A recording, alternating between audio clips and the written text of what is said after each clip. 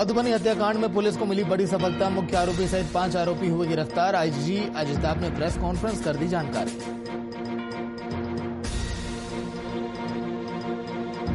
चुनाव आचार संहिता उल्लंघन मामले में एमएलसी उपेंद्र कुशवाहा सहित 4 पूर्व विधायकों की कोर्ट में हुई पेशी। 9 अप्रैल को कोर्ट में फिर होंगे हाजिर।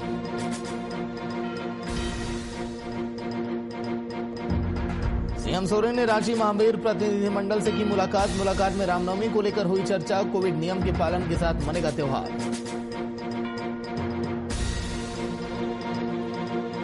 कोरोना के बढ़ते संक्रमण को देख रांची जिला प्रशासन की अहम बैठक में कोविड के बचाव पर की गई चर्चा। पुलिस अधीक्षक सहित कई पदाधिकारी बैठक में रहे मौजूद।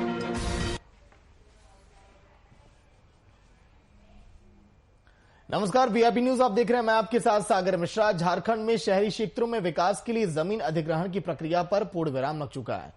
नोएडा की तर्ज पर अब झारखंड में भी लैंड पूलिंग सिस्टम के जरिए शहरों को बसाने के लिए जमीन अधिग्रहित की जाएगी।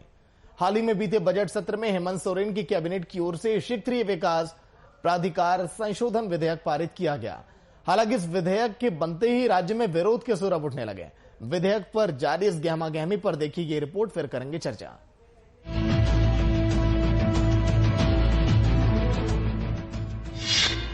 लैंडपूल विधेयक को लेकर गहमागहमी। बजट सत्र के आखिरी दिन पारित हुआ था विधेयक। विधेयक को लेकर आमने सामने है पक्ष विपक्ष। सीएनटी एसपीटी कानून को कमजोर करने का षड्यंत्र।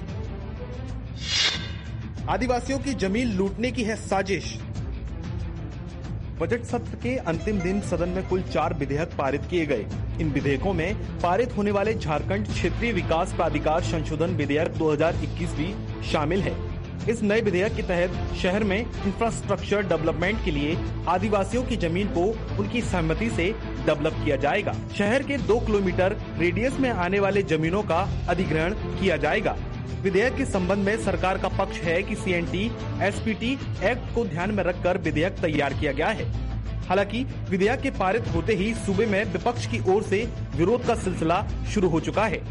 बीजेपी की ओर से इसे सीएनटी एक्ट के साथ खिलवाड़ बताया जा रहा है। वहीं बीजेपी के साथ साथ आदिवासी संगठन ने विधेयक को पास किए जाने को सरकार की हठधर्मिता करार दिया है। झारखंड क्षेत्रीय विकास प्राधिकार संशोधन विधेयक 2021 जो विधानसभा के पटल पर रखा गया, जिसे बिना चर्चा के पारित भी करा दिया गया और संभवतः राज्यपाल महोदया के हस्ताक्षर के बाद वो कानून भी बन जाएगा।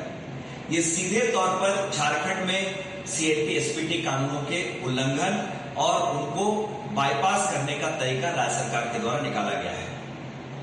जिस सीएनटी एसपीटी कानून को लेकर हमेशा से हमारा राज्य इतना संवेदनशील रहा है, जिन विषयों को लेकर हमेशा से व्यापक चर्चा की आवश्यकता रही है, वैसे संवेदनशील विषय को अपने कॉरपोरेट घरानों के दबाव में और चंद पदाधिकारियों की सुनियोजित साजिश के साथ माननीय मुख्यमंत्री महोदय के हस्ताक्षर में वो विधेयक विधानसभा के पटल पर रखा गया है। बोलेंगे हम इसमें अध्ययन किया नहीं है, लेकिन आपाधापी में कानून नहीं लाना चाहिए।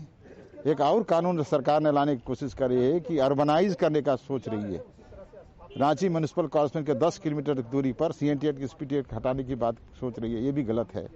इस तरह से सरकार से कहेंगे कि इस तरह का ट्रायल आदिवासी समाज में, अपर समाज में, निरक्षर समाज में कितना दूर तक सटीक होगा, इसको भी देखने की जरूरत है, परीक्षण करने की जरूरत है। झारखंड सरकार अगर उस निर्णय को लेना चाहती है तो यहाँ के संदर्भ में, सोशल स्ट्रक्चर के संदर्भ में, यहाँ के सामाजिक व्यवस्था के संबंध में निर्णय ले।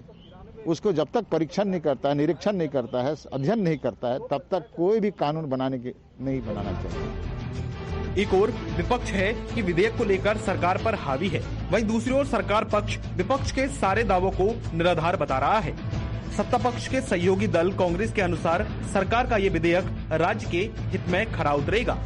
देखिए, मुझे लगता है आदिवासी विरोधी सरकार है ये। नहीं, मुझे लगता है कि इस विषय पे लोगों को शायद समझाना होगा कि किसी भी राज्य के डेवलपमेंट के लिए उद्योग लगाना या औद्योगिक इकाई का स्थापना होना ये बहुत ही जरूरी होता है। लेकिन हम यह कहना चाहेंगे कि हम जबरन किसी का जमीन हड़प करके राज्य सरकार नहीं लेगी। सीएनटी एक्ट में स्पष्ट है कि आदिवासियों, अनुसूचित जातियों और ओबीसी यानी कि अति पिछड़ों की जमीन सामान्य जाति के लोग नहीं खरीद सकते हैं। लेकिन राज्य में बड़े पैमाने पर सामान्य जाति के लोगों द्वारा जमीन खरीदने के लिए कई मामले सामने आ चुके हैं।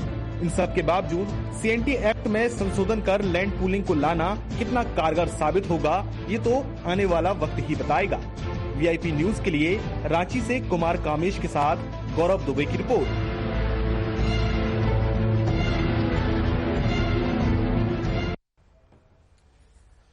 तो लैंड पूल विधेयक पर गहमा गहमी बरकरार है, बीजेपी तमाम आरोप लगा रही है। आज के दिन वीआईपी न्यूज के एडिटर कुंदन कर्तक जी लाइव में बैठे हैं। कुंदन जी, बीजेपी का ये कहना कि इस बिल को, इस कानून को ऐसे ही पास करवा लिया गया बिना चर्चा किए और ये सही नहीं है, क्या ऐसा किया गया सदन के अंदर? कुंदन जी, देखिए सागर, सबसे अहम बात यह है कि झारखंड के बजट सत्र में जो 16 दिनों के कार्य दिवस थे, उस बजट सत्र में आखिरी दिन 5 विधेयक को पेश किया गया सदन के अंदर, जिसमें 5 विधेयक में एक विधेयक जो निजी क्षेत्रों में झारखंड की स्थानीय जनता को 75% आरक्षण देने की बात थी, उस विधेयक को सदन ने नामंजूर कर दिया। और इसके अलावा 4 विधेयक, जिन विधेयकों की बात कर लें तो झारखंड क्षेत्रीय प्राधिकार संशोधन विधेयक था, झारखंड बिजली शुल्क संशोधन विधेयक अधिनियम था, और साथ में झारखंड वाहन करारोपण संशोधन विधेयक था, और एक श्रीनाथ विश्वविद्यालय स्थापना विधेयक था। ये 4 विधेयकों को पारित किया गया, जिसमें मुख्य जो रार बनी हुई है झारखंड क्षेत्रीय प्राधिकार संशोधन विधेयक।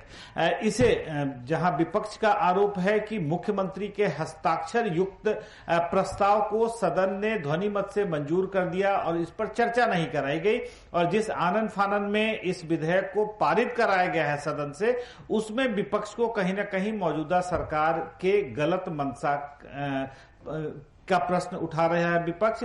और साथ ही साथ जिस तरीके से इस विधेयक के तहत स्थानीय नगर निगम के क्षेत्रीय सीमा से 2 किलोमीटर के दायरे में जमीन के अधिग्रहण का प्रस्ताव सरकार ने इस विधेयक में दिया है।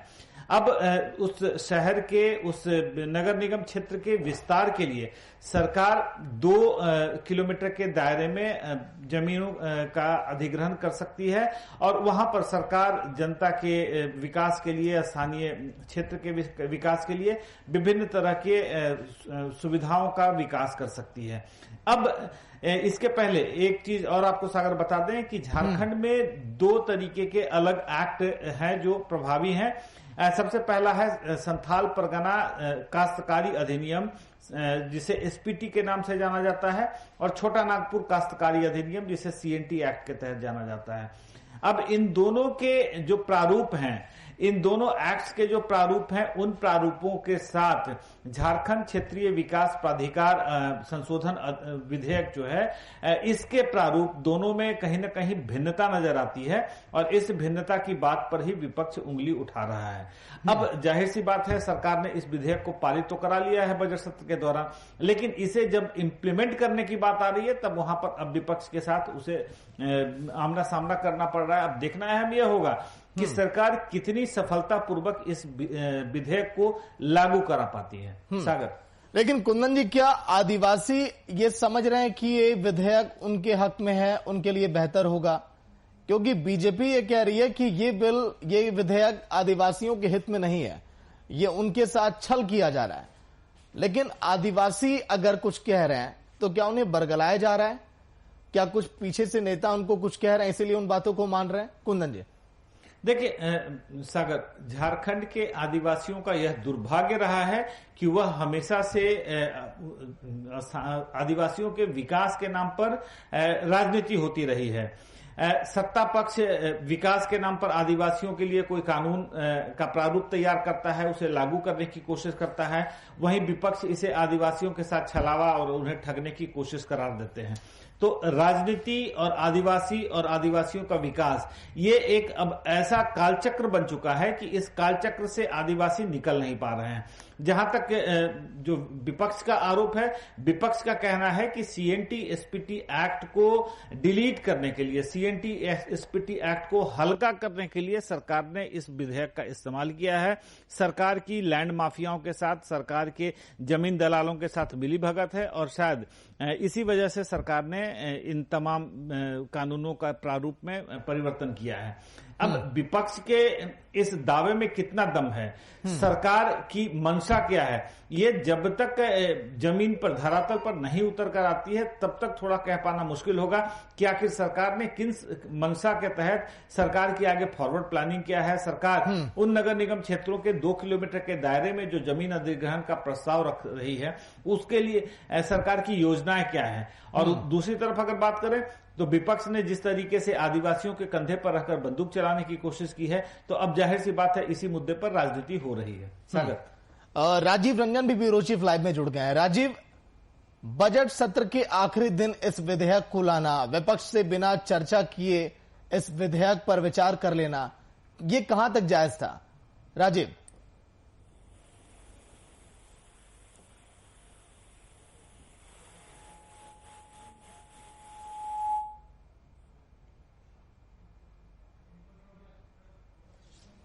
चलिए, तकनीकी कारणों के चलते फिलहाल राजीव से संपर्क भी टूट चुका है।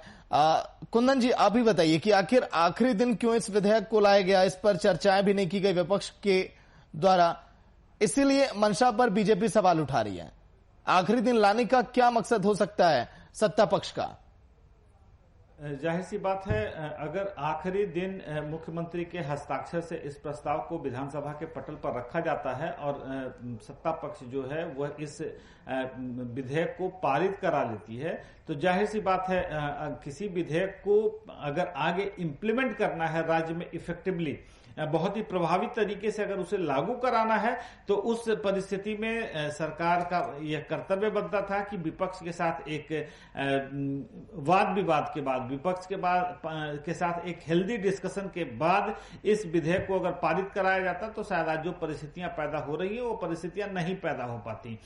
सबसे अहम बात यह है कि जिन 2 एक्ट्स को लेकर विपक्ष सवाल उठा रहा है, सीएनटी और एसपीटी, इन दोनों एक्ट्स में बहुत गंभीर समस्याएं रही हैं और प्रैक्टिकली अगर देखा जाए तो शायद आज झारखंड के आदिवासियों का उचित विकास में कहीं ना कहीं यह एक्ट सीएनटी और एसपीटी बाधक बना हुआ है। हालांकि इस एक्ट की स्थापना या इस एक्ट का जारी किया जाना इस बात को लेकर था कि आदिवासियों की जमीनों को बाहरी लोग या दूसरे उद्देश्य से खरीद बिक्री नहीं की जा सकती है, और क्योंकि झारखंड के विकास की परिकल्पना के साथ ही झारखंड का निर्माण 15 नवंबर 2000 को हुआ था और झारखंड के निर्माण के साथ जो परिकल्पना थी कि आदिवासियों का समुचित विकास किया जाएगा, जो विकास की किरण है, विकास की जो रेखा है, वो झारखंड के हर कोने के आखिरी पायदान पर बैठे हर आदिवासी व्यक्ति का किया जाएगा। लेकिन आज की तारीख में अगर देख लें तो जिस तरीके से झारखंड में औद्योगिकीकरण नहीं हो पा रहा है या जिस तरीके से झारखंड में विकास की वो धारा नहीं बह सकी है जो साथ ही स्थापित हुए राज्य उत्तराखंड और छत्तीसगढ़ में विकास की गंगा बह रही है, इसके पीछे कहीं ना कहीं एक सबसे बड़ा कारण यही रहा है कि आदिवासियों के विकास के नाम पर जिन कानूनों को लागू किया गया है झारखंड के विकास में, आदिवासियों के विकास में, वही कानून आज बाधक बने हुए हैं। आज स्थिति यह है सागर कि सीएनटी और एसपीटी के तहत जो जितने भी जमीन है झारखंड में, कोई भी बैंक उन जमीनों के अगेंस्ट में ऋण देने को तैयार नहीं है। अब अगर आदिवासियों को अपने किसी दूसरे काम के लिए, खेती के लिए या दूसरे चीजों, अपने दूसरे उद्योग धंधों के लिए या दूसरे व्यापार के प्रयोजनों के लिए ऋण की आवश्यकता हो रही है, तो उन्हें ऋण दूसरे माध्यमों से मुहैया कराना पड़ता है या दूसरे माध्यमों से ऋण की अवेलेबिलिटी करानी पड़ती है। बिल्कुल। लेकिन जमीन रहते सीएनटी और एसपीटी के एक्ट के तहत जितने भी जमीन है शायद उस पर बैंक आज की तारीख में उतने लिबरल नहीं रहे हैं। तो कहीं ना कहीं यह आदिवासियों के विकास में एक बहुत बड़ी बाधा बन के आ रही है। और शायद सरकार की मंशा यही रही थी कि जो शहर हैं, जो नगर निगम क्षेत्र हैं, उस नगर निगम क्षेत्र को धीरे धीरे आगे एक्सपैंड किया जाए, क्योंकि जिस तरीके से झारखंड की आबादी जनसंख्या बढ़ रही है और शहरों का विकास हो रहा है, तो ऐसे में शहरों की विस्तारीकरण बहुत जरूरी है, मूलभूत सुविधाओं को आगे बढ़ाना बहुत जरूरी है। आज देखें झारखंड की राजधानी रांची में नए विधानसभा भवन का निर्माण हो चुका है। झारखंड राजधानी में एक नया हाईकोर्ट भवन बन चुका है, जो झारखंड में अभी तक नहीं था। और अब धीरे धीरे राजधानी रांची का विस्तार जो है वह अपनी सीमाओं से बढ़ता जा रहा है। ऐसे में सरकार की जरूरत भी थी, लेकिन सरकार ने जिस तरीके से इन चारों विधेयकों को बजट सत्र के आखिरी दिन बिना चर्चा के पास कराने की कोशिश की है, तो विपक्ष का सवाल उठाना बहुत लाजमी बन पड़ा। बिल्कुल सागर, ठीक है। राजीव रंजन एक बार फिर से जुड़ गए हैं। राजीव, जिस तरह से विपक्ष कह रहा है कि इस कानून से अराजकता बढ़ेगी, राज्य में अवैध भूमि कारोबारियों के हौसले बुलंद होंगे, क्या वाकई में ऐसा संभव है? देखिए, अगर आप देखें तो सीएनटी एसपीटी कानून के रहते भी कौन से आप अवैध जमीन खरीद बिक्री नहीं हो रहे हैं। आदिवासियों के जो जमीन जिनको संरक्षित करने के लिए कानून लाया गया था, क्या वो कानून के बदौलत जमीन संरक्षित हो रहे हैं? आज आप देखें तो झारखंड की बात करें, झारखंड की छोड़ दे बात, सिर्फ राजधानी रांची की बात करें तो जितने भी आदिवासी जमीन है उनको एसआर कोर्ट के माध्यम से स्थानांतरित करके और आम लोगों के बीच बेच दिया गया है। तो ऐसे में कैसे उम्मीद की जा सकती है कि सीएनटी कानून को रहते आदिवासियों की जो जमीन है वो बच जाएगी? इसका साफ साफ आप ये अर्थ लगा लीजिए कि सरकार ने कुछ भी किया है तो आखिर आप अगर देखें कि झारखंड में उद्योग धंधे क्यों नहीं लग रहे हैं। जैसा कि कुंदन जी ने भी बताया कि 7 के राज थे, छत्तीसगढ़ थे, उनमें आप देखेंगे कि उद्योग धंधे लग गए। तो लेकिन झारखंड में ये ऐसा क्या है कि आखिर उद्योग धंधे को लेकर जो विकास होना चाहिए था वो नहीं हो रहा है। इसके पीछे सबसे बड़ी वजह एक है कि जब भी इन्वेस्टरों को यहाँ बुलाया जाता है, चाहे रघुवर दास के समय की बात हो या हेमंत सोरेन के समय की बात हो, अर्जुन मुंडा के समय की बात हो, जब भी इन्वेस्टरों को बुलाया जाता है तो सबसे बड़ी जो एक समस्या आती है वो जमीन की समस्या आती है। क्योंकि जैसे ही उन्हें कोई जमीन आवंटित की जाती है, उन जमीन पे कोई झंडा गाड़ने पहुंच जाता है, उन जमीन पे कोई ना कोई विवाद हो जाता है, जिसके कारण ये इस तरह की जो तमाम तरह की बातें हैं वो देखेंगे कि चलते रहती है। तो अब जब ये मामला सामने आया है, अब सवाल ये भी उठ रहा है कि आखिर सरकार ने इसको आनन फानन में क्यों कराया। सरकार ने आनंद फानंद में इसलिए कराया कि उस बिल को अगर लाया जाता, उस बिल को अगर आम लोगों के लिए, आम लोगों के हित के लिए जो बातें को लाया जा रहा है और उसको विधानसभा के पटल पे रखा गया था, अगर विधानसभा के अंदर विपक्ष के समक्ष इन तमाम चीजों को अगर रखा जाता तो फिर हंगामा होता और जो काम होना है वो काम नहीं हो पाता और सिर्फ हंगामे की भेंट चल जाता। ये जो तमाम चीजें हैं तो इसका सीधा असर जो है वो आप देखेंगे कि इसी चीजों पे पड़ रहा है। और अब सरकार चाहती है कि इसको पास करा के राज्यपाल को से भी इसी माध्यम से कराया गया है, इसीलिए कि इसके माध्यम से अब रोजगार की जो बात होती है उस रोजगार को सुचारू रूप से राज्य में लाया जाए, उद्योग धंधे लगाए जाए, ताकि आदिवासियों के लिए बना झारखंड का विकास हो और आदिवासियों की भी इसमें भूमिका हो और उनका भी विकास हो इस उद्योग धंधे के माध्यम से। जी चलिए, बहुत बहुत शुक्रिया राजीव पूरी जानकारी के लिए। कुंदन जी, क्या वाकई में सीएनटी एसटीपी कानून के अस्तित्व को कमजोर करने का ये पूरा षड्यंत्र है? देखिए सागर, यह सवाल थोड़ा कठिन है कि क्या वास्तव में झारखंड भूमि अधिग्रहण संशोधन विधेयक 2021 जो विधानसभा के पटल से पारित हो चुका है, यह सीएनटी और एसपीटी एक्ट को हल्का करने के लिए, उसे डिलीट करने के लिए लाया गया है। यह कहना थोड़ा अभी मुश्किल होगा, थोड़ी जल्दबाजी होगी। देखिए, एक सच्चाई तो है सागर, आपको बता दें कि झारखंड में अगर उद्योग धंधों का विकास नहीं हो पाया है, तमाम सरकारों ने, चाहे इसके पहले पूर्ववर्ती सरकार जो रही हो या मौजूदा सरकार रही हो, तमाम सरकारों ने विभिन्न उद्योगपतियों को झारखंड आने का न्योता दिया है। लेकिन सबसे पहली समस्या तमाम उद्योगपतियों के साथ होती है कि उन्हें जमीन आवंटन में काफी विलंब हो जाता है, जो कि उद्योगपति किसी भी कीमत पर उस देरी को बर्दाश्त करने या उस देरी को झेल पाने की स्थिति में नहीं होते हैं। तो सरकार की एक मंशा है कि ऐसे उद्योग धंधों धंधों के विकास के लिए एक लैंड बैंक की स्थापना की जाए और उस लैंड बैंक को पहले सरकार उन जमीनों का अधिग्रहण कर ले और उसके बाद आसानी पूर्वक उद्योगपतियों को उन जमीनों का आवंटन करा दिया जाए। देखें कई सारे आप देख लें कि रियाडा, बियाडा, ये जितने Ranchi Industrial Area Development Authority, Bokaro Industrial Area Development Authority, AIADA है, Adityapur Industrial Area Development Authority, इन तमाम इलाकों में आप देखेंगे तो छोटे लघु और मध्यम दर्जे के उद्योग धंधे स्थापित हो चुके हैं। तो जाहिर सी बात है जितने भी उद्योग धंधों को आप लाएंगे सबसे पहले उनकी जरूरत होगी कि आप उन्हें जमीन मुहैया करा सके ताकि वहां पर वो जल्दी से जल्दी अपने उद्योग धंधे का, अपने कारखाने का, अपने इंडस्ट्री का की स्थापना कर सके। अब जाहिर सी बात है अगर लैंड बैंक सरकार के पास नहीं है और चूंकि किसी भी उद्योग धंधे को, किसी भी इंडस्ट्री को एस्टैब्लिश करने के लिए जमीन उनकी मूलभूत जरूरत होती है, ऐसे में सरकार वहीं पर आकर फंसी महसूस करती है क्योंकि जो भी जमीन होते हैं उन जमीनों पर राजनीतिक वजहों से या स्थानीय कारणों से वह जमीन सरकार उन उद्योगपतियों को मुहैया कराने की स्थिति में नहीं हो पाती है। तो शायद सरकार की मंशा रही हो कि एक लैंड बैंक डेवलप करके हम इस तरीके से। कुंदन जी, राकेश सिन्हा प्रवक्ता कांग्रेस की फोन लाइन पर। राकेश जी, स्वागत है वीआईपी न्यूज में। जी धन्यवाद। राकेश जी, आखिरी दिन बजट सत्र के इस विधेयक को लाना, बिना बीजेपी से चर्चा किए बगैर सर इसको पास कर लेना, ये कहां तक जायज था सर? इसीलिए बीजेपी इस पर सवाल खड़े कर रही है। नहीं सर, देखिए बीजेपी को तो हर प्रश्न पे, हर सरकार की हर अच्छाइयों पे बीजेपी को प्रश्न खड़ा करना है, वो अलग बात है।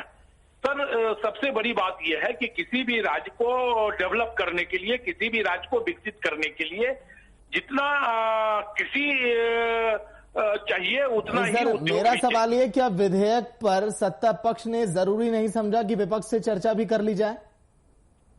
किससे चर्चा किया जाए? विपक्ष के पास तो अभी विधायक दल का नेता भी नहीं है। तो अगर विपक्ष के पास विधायक दल का नेता होता तो स्वाभाविक तौर पे प्रतिपक्ष का, अगर वो प्रतिपक्ष का नेता होता तो प्रतिपक्ष का नेता होता तो सरकार उस पर चर्चा करती है उसके साथ। तो प्रतिपक्ष का नेता तो अभी झारखंड में है नहीं, तो चर्चा किससे करेगी सरकार? ठीक है, तुरंत रोक रहा हूं मैं आपको। कुंदन जी, ये कहना इनका कि अगर कोई नेता प्रतिपक्ष होता तब तो हम उससे चर्चा करते। विधायक दल के नेता बाबूलाल मरांडी हैं। सदन ने, झारखंड विधानसभा अध्यक्ष ने उन्हें नेता प्रतिपक्ष के तौर पर मान्यता नहीं दी है। जाहिर सी बात है नेता प्रतिपक्ष के तौर पर मान्यता उन्हें नहीं मिली है, तो ऐसे में एक संवैधानिक संकट जरूर है सरकार के पास मौजूद। लेकिन सागर, मैं पहले भी कह रहा हूं, नीयत सरकार की अच्छी हो सकती है, लेकिन जिस रास्ते से इस अच्छी नीयत को पूरा करने की कोशिश की गई है, सवाल वहां उठ रहे हैं। राकेश जी से मेरा सीधा सीधा सवाल है कि राकेश जी, जिस तरीके से जल्दीबाजी में आखिरी दिन 16 कार्य दिवसों के आखिरी दिन 5 विधेयकों को पेश किया जाता है, एक विधेयक पर जो स्थानीयता में निजी क्षेत्रों में आरक्षण को लेकर विधेयक पेश किया गया था, उसमें कांग्रेस के विधायकों ने भी सवालिया निशान खड़े किए थे, तो उस एक विधेयक को छोड़कर बाकी 4 विधेयकों को बिना चर्चा के पास करा लिया गया। आपको नहीं लगता है कि सरकार ने थोड़ी जल्दीबाजी कर दी? अगर चर्चा के लिए सदन में यह पहले से प्रस्ताव लाया गया होता और चर्चा करा के आपने इस विधेयक को पास कराया होता तो शायद आज आपको सहूलियत ज्यादा हो रही होती। नहीं, मुझे ये नहीं लगता है कि ये कोई बहुत बड़ा इशू हो गया है। देखिए, सरकार डेवलपमेंट चाहती है, राज्य का विकास चाहती है।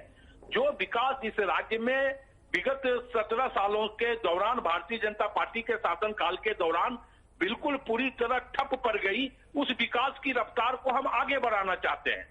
तो स्वाभाविक तौर पे महागठबंधन की सरकार इसके लिए प्रतिबद्ध है और हम सरकार जो है, हमारी सरकार जो है वो राज्य को एक विकास का की ओर लेकर के जाना चाहती है। तो हमें लगता है कि ये कोई जल्दीबाजी नहीं थी विधेयक पेश करने को लेकर के, लेकिन सरकार की मंशा जो है, नीयत जो है, बिल्कुल पूरी तरह ट्रांसपेरेंट है, पूरी तरह पारदर्शिता के साथ हम जो है राज्य को विकास के एक रूप, नया मॉडल के रूप में विकसित करने का काम कर रहे हैं।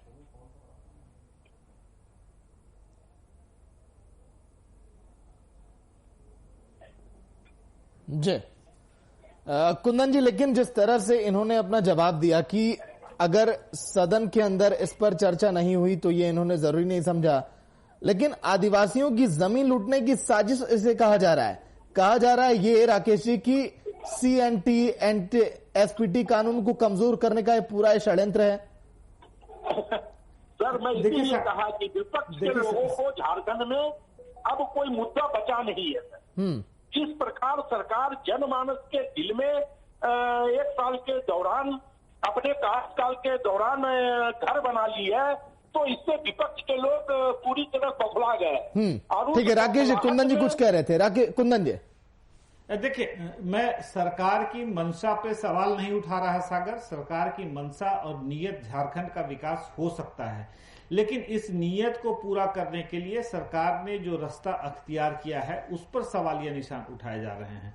देखिए, आप किसी की जान बचाने के लिए गलत परंपराओं की शुरुआत नहीं कर सकते। सवालिया निशान वहां उठ रहे हैं। ऐसे में सवाल यह है कि झारखंड के विकास के लिए महागठबंधन की सरकार जो भी प्रयास कर रही है, तमाम जनता, झारखंड की जनता चाहती है कि झारखंड का विकास हो, उद्योग धंधों की स्थापना हो और शहरों का विकास हो, मूलभूत सुविधाओं में बढ़ोतरी हो। लेकिन सवाल वही है कि आखिरी दिन 4 विधेयक आनंद फानंद में पेश करके और जिस तरीके से पारित कराने की कोशिश की गई है, विपक्ष सवाल उठा रहा है। और जाहिर सी बात है, विपक्ष सवाल इसलिए भी उठा रहा है कि विपक्ष को उस विधेयक में शामिल नहीं किया गया, उस विधेयक को पास कराने के दौरान विपक्ष से किसी प्रकार का डिस्कशन नहीं किया गया।